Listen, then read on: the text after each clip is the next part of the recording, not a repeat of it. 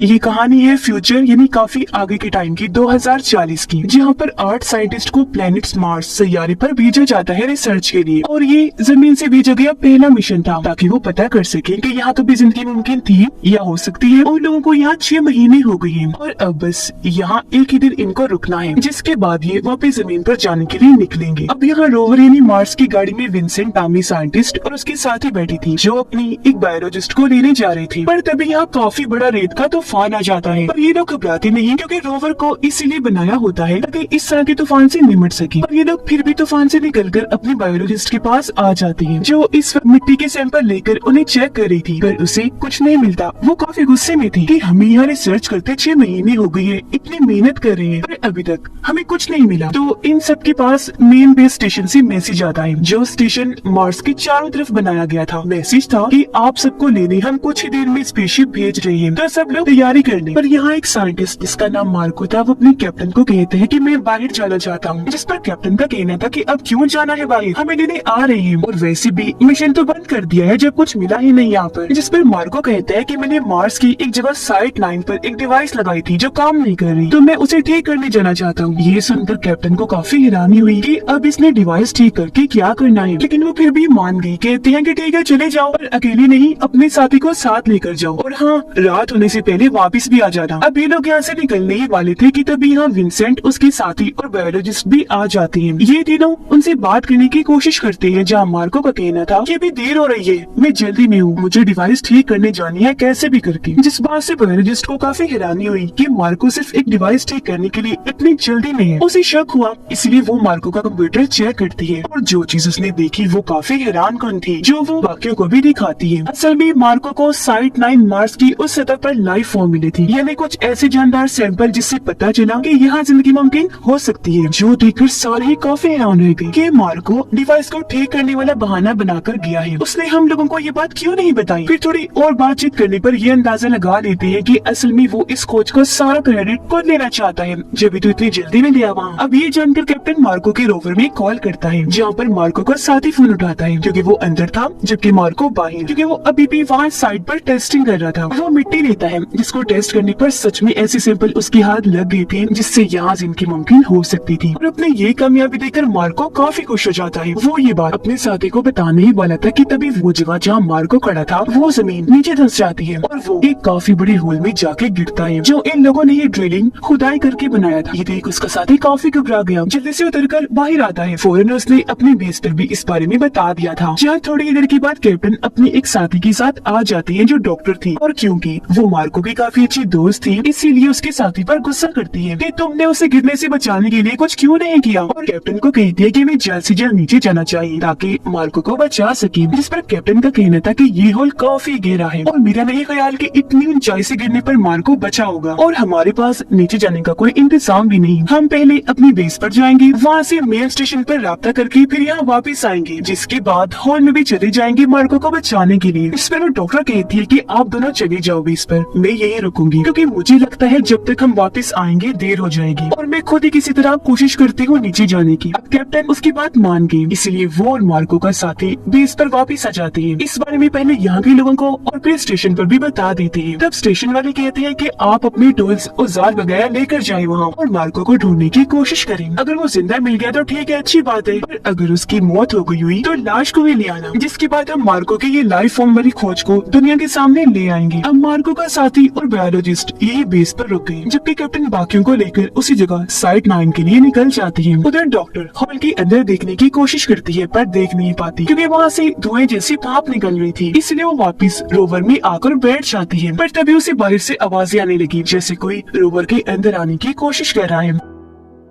अब वो बाहर गए चेक करने, पर जो उसने देखा उसे देखकर पहले तो वो काफी घबरा गई और फिर जोरदार चीख मार देती है। अब उसने क्या देखा था ये हमें दिखाया नहीं जाता क्योंकि स्क्रीन इधर ही ब्लैक हो जाती है। अब तभी कैप्टन भी अपने साथियों के साथ यहाँ पहुँच जाता है। कैप्टन और विंसेंट अब होल के अंदर देखने लगी, जबकि बाकी दोनों साइंटिस्ट रोवर के अंदर चली जाती है ताकि डॉक्टर को बुला सके। पर पूरा ही रोवर चेक करने पर इन्हें डॉक्टर कहीं नहीं मिलती, जिससे लोग ये अंदाजा लगा लेते हैं कि किस तरह वो होल के अंदर चली गई होगी मार्को को बचाने के लिए। जिसके बाद अब भी विंसेंट को रस्सी से बांधकर हॉल में भेजना शुरू कर देते हैं। अब जब वो इस हॉल की तह में आता है तो उसे यहाँ एक अजीब सी चीज मिलती है, जो दरअसल एक जिंदा बैक्टीरिया था जो पत्थरों पर तेजी से ग्रो हो रहा था, बढ़ता जा रहा था। ये चीज विंसेंट को अजीब तो लगी, पर वो फिलहाल इस पर ध्यान ना देकर मार्को और डॉक्टर को ढूंढने पर लग जाता है, पर वो उसे कहीं भी नहीं मिलती, इसीलिए वो बाहर आ जाता है। अब इनका साथी पायलट बताता है कि मैंने 2 लोगों के पैरों के निशान देखे हैं जो हमारे बेस की तरफ जा रहे हैं। जो सुनकर कैप्टन को काफी हैरानी हुई। वो सोचता है कि मार्को और डॉक्टर के अलावा यहाँ पर और कोई नहीं था, तो ये तो पक्का है कि पैरों के निशान उन्हीं के हैं। पर अगर मार्को बच भी गया था और डॉक्टर ने उसे बाहर निकाल भी लिया, तो वो रोवर में क्यों नहीं गई, ऐसे पैदल ही क्यों निकल गई। खैर बेस में अलर्ट टाइप कि कोई उनकी बेस की तरफ आ रहा है। तब बायोलॉजिस्ट और मार्को का साथी चेक करती है। उन्हें लगा कि हमारा ही कोई साथी होगा, इसलिए मार्को का साथी दरवाजा खोलने चला गया। उसने जब सुराग से देखा तो वहाँ मार्को था। जब दरवाजा खोलकर वो उसे अंदर कर लेता है, पर मार्को की हालत ठीक नहीं लग रही थी, इसीलिए उसका साथी जल्दी से उसका हेलमेट उतारता है। पर वो ये देखकर काफी डर गया कि मार्को का चेहरा बहुत काला पड़ चुका है, उसकी जिल्द भी अजीब हो गई है और अब वो इंसान तो बिल्कुल भी नहीं लग रहा। जिसके बाद वो अपना कंट्रोल खो देता है, ड्रिल मशीन लेकर अपने साथी पर हमला कर देता है। उसे मार मार कर मार्को ने काफी जख्मी कर दिया था, लेकिन फिर भी एन मौके पर वो सिक्योरिटी अलार्म बजा देता है, जो सुनकर बायोलॉजिस्ट बाहर आई चेक करने की क्या हुआ है। लेकिन तभी यहाँ मार्को के साथ डॉक्टर भी आ गई, उसका भी वही हाल था और यहाँ वो भी अपना कंट्रोल खोकर बायोलॉजिस्ट पर हमला कर देती है और पागलों की तरह उसके पीछे पड़ गई। पर बायोलॉजिस्ट उसे धक्के मारकर टांगों से मारकर खुद से दूर कर देती है और किसी तरह दोनों को एक कमरे में बंद कर दिया था उसने। यानी कि ये तो साफ हो गया कि पैरों के निशान इन दोनों के थे, पर किसी को ये अंदाजा नहीं था कि वो इस तरह के अजीब बन गए थे। अब तभी बाहर कैप्टन भी अपने साथियों के साथ आ जाते हैं। उन्हें जब बेस से अजीब आवाजें आई तो वो काफी घबरा गई, इसीलिए अपने साथियों को बाहर ही रोकते हैं और खुद अकेले ही बेस के अंदर जाते हैं चेक करने की आखिर बात क्या है। वो ये देखकर काफी घबरा गई कि यहाँ हर तरफ खून ही खून फैला हुआ है और बायोलॉजिस्ट उस कमरे के बाहर घबराई हुई खड़ी थी जिसके अंदर उसने उन दोनों को बंद कर दिया था। उनकी हालत देखकर कैप्टन भी घबरा गई, सोचने पड़ जाती है कि इन्हें क्या हुआ, लेकिन वो बायोलॉजिस्ट को कहती है कि हमें जल्दी से यहाँ से निकलना होगा, ये बहुत खतरनाक लग रही है। अब बायोलॉजिस्ट तो यहाँ से बाहर आ गई और जब कैप्टन जाने वाली थी तब दरवाजा खोलकर मार्को बाहर आ जाता है और उसने कैप्टन पर भी हमला कर दिया था, उन पर वार करके। पर वो जैसे तैसे अपनी जान बचाकर बाहर आ ही गई, लेकिन काफी जख्मी थे। कैप्टन और बायोलॉजिस्ट सबको उन दोनों के बारे में बताते हैं, पर किसी को भी उनकी बातों पर यकीन नहीं हो रहा था। पर जब उन्होंने हॉल से खुद देखा तो वो मार्को और डॉक्टर की ऐसी हालत देखकर काफी डर गए। अब क्योंकि कैप्टन काफी जख्मी थी, इसलिए लोग उन्हें जल्दी से दूसरे बेस में ले गए। उन्हें लिटा दिया जाता है और यहाँ विंसेंट के साथ ही उनका इलाज करने लगी, जो एक डॉक्टर थी। कैप्टन बताते हैं कि मेरी हालत बिगड़ती जा रही है, मैं अजीब तरीके से चीजें भूल रहा हूँ, मुझे बहुत प्यास भी लग रही है। ये सुनकर पायलट उन्हें पानी पिलाने लगा, पर तभी कैप्टन भी काबू होकर उसका गला पकड़ लेते हैं, जो नाक छुड़वाने पर भी नहीं छोड़ रहे थे, जिसका मतलब कि वो भी अपना कंट्रोल खोकर मार्को और डॉक्टर जैसे बन रहे हैं, जो दरअसल एक वायरस की वजह से हो रहा है, जिसकी वजह वो बैक्टीरिया था जो हॉल में मिला था, जहाँ मार्को गिरा था वो उससे इन्फेक्टेड हो गया था, उसके लपेट में आ गया। तो जिस पर भी वो हमला करेगा, काटेगा, वो इंसान भी इस वायरस से इन्फेक्टेड हो जाएगा। यानी कि मार्को ने डॉक्टर को काटा होगा तो वो भी उसकी जैसी हो गई और ऐसे ही वायरस फैलता है। अब जब ये सारे पायलट को कैप्टन से छुड़वा रही थी तो इस बीच कैप्टन की मौत हो जाती है, इसलिए बायोलॉजिस्ट कैप्टन के हाथ पांव बांध देती है, क्योंकि अब तक उसे अंदाजा हो गया था कि ये वायरस इतना खतरनाक है कि इससे इन्फेक्टेड इंसान दोबारा जिंदा होकर हमला कर देता है। अब तभी स्क्रीन पर देखते हैं कि जहाँ मार्को और डॉक्टर को बंद किया गया था वो वहाँ का दरवाजा तोड़कर दूसरे कमरे में आ गई। वो यहाँ आने की भी कोशिश कर रही है और अगर ऐसे चलता रहा, कुछ ना किया गया तो वो भी यहाँ आ जाएंगे, क्योंकि वो खतरनाक होने के साथ साथ ताकतवर भी हो गई है, जिससे सारे ही काफी घबरा गए। अब यहाँ विंसेंट एक आइडिया देता है कि मैं एक अंडरग्राउंड पाइप के जरिए अपने बेस के पहले कमरे में जाता हूँ, क्योंकि मेन से जाना खतरे से खाली नहीं। वहाँ जाकर मैं सिस्टम को चलाऊंगा और फिर अपने स्टेशन पर राब्ता करके यहाँ की सूरत हाल के बारे में बताऊंगा, ताकि वो यहाँ मदद पहुंचा सके। अब ये आइडिया सबको पसंद आया, इसीलिए विंसेंट वहाँ के लिए निकल जाता है, जबकि उसके डॉक्टर साथी कैप्टन के खून का सैंपल लेकर चेक करने लगती है कि आखिर इन सब के साथ हो क्या रहा है। जहाँ टेस्ट करके उसे पता चला कि सब उसी लाइफ फॉर्म की वजह से हो रहा है जो मार्को को साइट 9 की सतह पर मिला था, और जो बैक्टीरिया होल के अंदर बड़ा हो रहा था वो भी इसी की वजह से है, क्योंकि इस वायरस की मेन जड़ ही लाइफ फॉर्म था, जिससे वो बैक्टीरिया इतना खतरनाक हो गया कि इन्हें इन्फेक्टेड करने लगा। पहले इंसान के जिस्म पर कंट्रोल करके सारी यादों को मिटाता है और फिर पूरी ही तरह दिमाग को भी अपने कंट्रोल में कर लेता है। क्योंकि इंसान जमीन पर रहती है, वहाँ की माहौल की आदी है, इसलिए यहाँ का वायरस उन्हें इस हद तक इन्फेक्टेड कर रहा है। फिर अभी लोग अपना दिमाग लगाकर इस वायरस को थोड़ा बहुत चेंज करके एंटीडोट बनाती है, यानी वायरस का तोड़, और उसे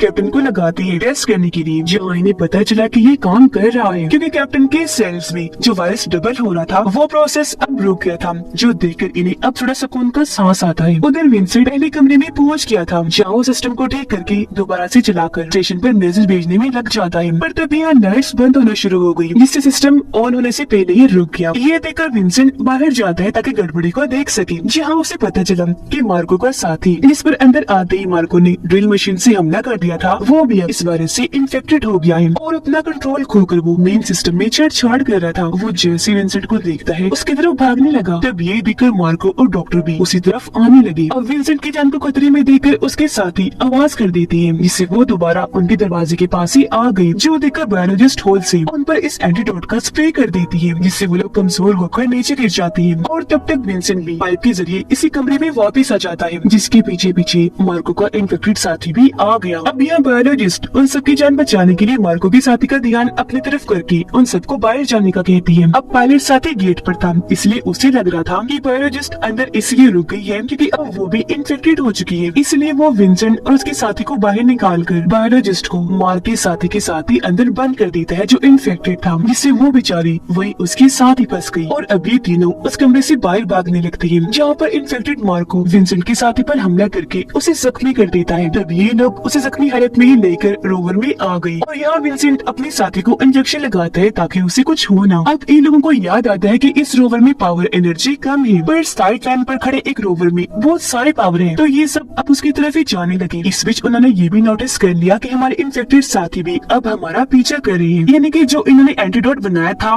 ये उसमें कामयाब नहीं रहे, क्योंकि वो बस कुछ ही देर के लिए वायरस के असर को रोक सकता है, मुकम्मल खात्मा नहीं करता, जिसके कुछ ही देर के बाद वायरस का असर दोबारा हो जाता है, यानी कि ये वायरस इतना खतरनाक है। उधर वो लोग साइड लाइन पर पहुंच गए। इस रोवर में विंसेंट और उसके साथी रुकते हैं, जबकि पायलट दूसरे रोवर को लेने जाता है। जहाँ जाकर वो विंसेंट से राब्ता करता है, कहता है कि तुम्हारे साथी इन्फेक्टेड है, मैं उसे साथ ले जाने का रिस्क नहीं ले सकता। अगर तुम मेरे साथ उस जगह पर जाना चाहते हो जहाँ से मैं स्पेसशिप लेने आ रही है, तो तुम्हें अपने साथी को छोड़ के आना होगा। जिसके लिए विंसेंट मना कर देता है कि नहीं, मैं ऐसे नहीं कर सकता, उसके बगैर नहीं आऊंगा। तो अब पायलट अकेला ही रोवर को लेकर निकल जाता है। विंसेंट को उसकी इस हरकत पर बहुत गुस्सा आ रहा था, पर वो फिर भी इसी रोवर के साथ अपने साथी को लेकर आगे बढ़ता रहा। ऐसे यहाँ पर से तूफान आ गया और क्योंकि रात थी तो ये लोग यही सो जाते हैं। सुबह को जब विंसेंट की आँख खुली तो वो देखता है कि मेरी साथी मुझे बचाने के लिए अकेली ही रोवर से उतर गई है और अब वो पैदल ही आगे बढ़ रही है, क्योंकि उसे पता है कि मैं भी इन्फेक्टेड हूँ, तो कभी विंसेंट को नुकसान न पहुँचा दूँ। वो उसे दूर जाके खुद को खत्म करना चाहती थी, पर उसके पैरों के निशानों का पीछे करते हुए विंसेंट रोवर को उसके पीछे ले जाने लगा। कुछ दूरी पर वो उसे मिल गई, तब विंसेंट उसे रोकने के लिए रोवर से उतरकर उसकी तरफ भागने लगा, पर उसे बचाने के लिए वो यहाँ अपना हेलमेट उतार देती है, जिस वजह से वो बहुत तड़पने लगी। विंसेंट जल्दी से आकर उसे संभालता है, पर वो उसके हाथों में ही दम तोड़ देती है, जिससे विंसेंट को दुख तो बहुत होता है, लेकिन अगले ही पल उसकी दोस्त इन्फेक्टेड होकर जागी, जो अब विंसेंट पर हमला कर देती है। जहाँ विंसेंट अब ना चाहते हुए भी उसके ही हेलमेट से अपने साथी पर हमला कर देता है। वो उसे हेलमेट से इतना मारता है कि उसकी जान ही चली जाती है। अब तब तक मेन स्टेशन से एक शिप इन्हें लेने के लिए निकल चुकी थी, जिसे दूर से ही विंसेंट देख चुका था। वो ये भी देख लेता है कि मेरे इन्फेक्टेड साथी भी यहाँ मौजूद है। साथ ही पायलट भी दूसरे रोवर को लेकर यहाँ आ गया है। अब यहाँ विंसेंट शिप के अंदर राब्ता करने की कोशिश करता है, पर उसकी आवाज शिप के लोग सुन नहीं पाते, क्योंकि फासला ज्यादा होने की वजह से ट्रांसमीटर में उसकी आवाज आ ही नहीं रही थी। पर यहाँ विंसेंट ट्रांसमीटर से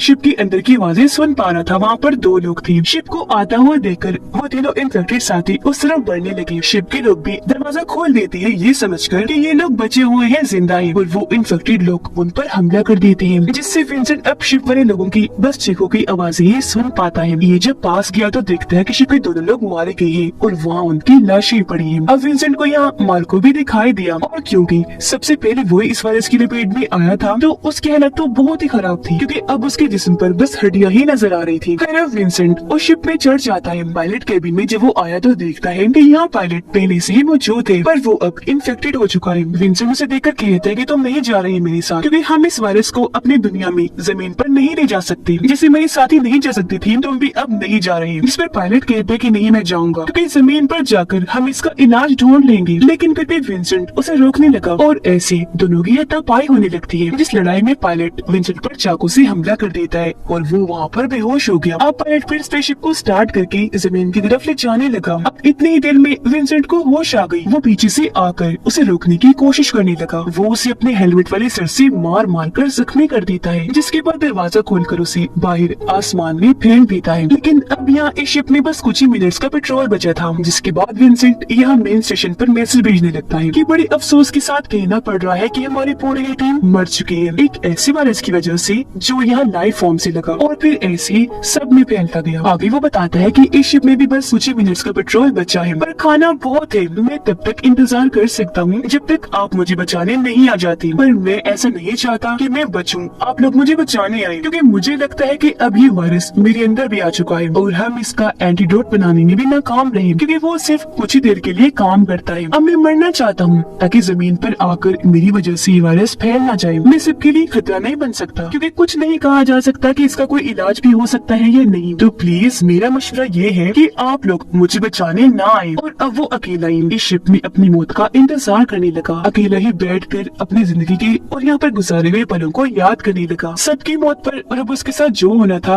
उस वजह से वो काफी दुखी भी था और उसके दुख के साथ ही ये फिल्म इधर ही खत्म हो जाती है।